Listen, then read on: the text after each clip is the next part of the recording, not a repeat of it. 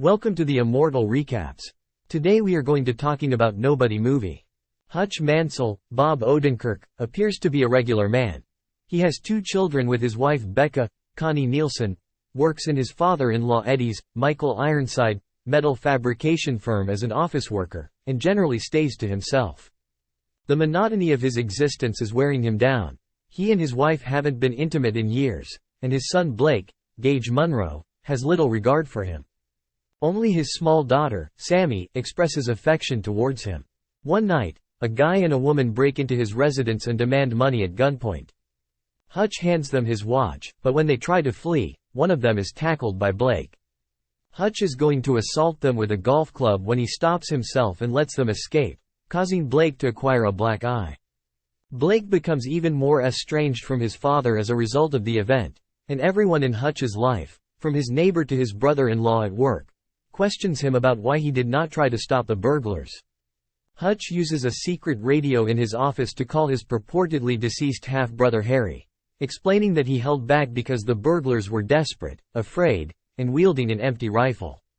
Later that day, Sammy begs her father for assistance in locating her bracelet, which Hutch suspects was stolen. He goes to meet his elderly father David, Christopher Lloyd, without saying anything, and takes his old FBI credentials and revolver to track down the robbers.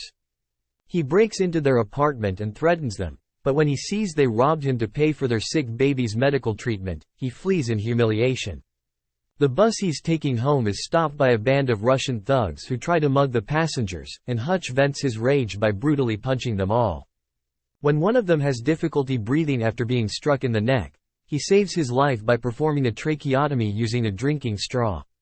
Harry then sends him to meet a guy only known as the barber, Colin Salmon, who tells Hutch about one of his victims. He is the younger brother of Julian Kuznetsov, Alexei Serebryakov, a prominent Russian mafia enforcer.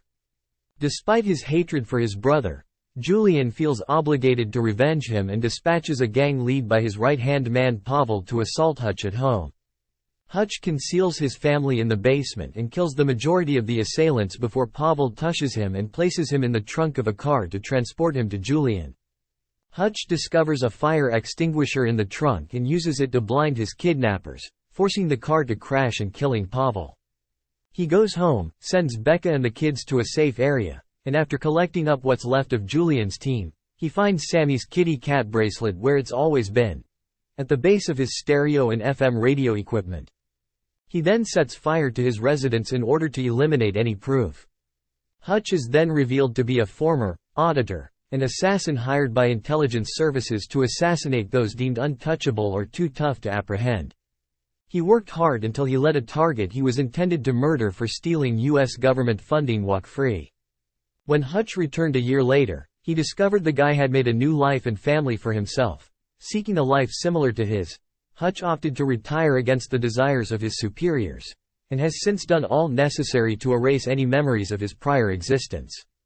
Hutch burns Julian's art collection and the obshak money he was protecting for the mafia after handing Eddie a bundle of gold bars to purchase his firm from him, warning him that he may either come after him or take what he has left and escape.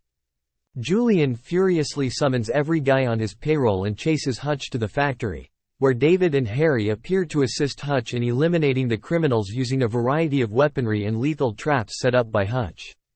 They kill all of the shooters except Julian, who shoots and wounded Harry. Hutch charges him and detonates a claymore mine attached to a bulletproof shield, killing Julian.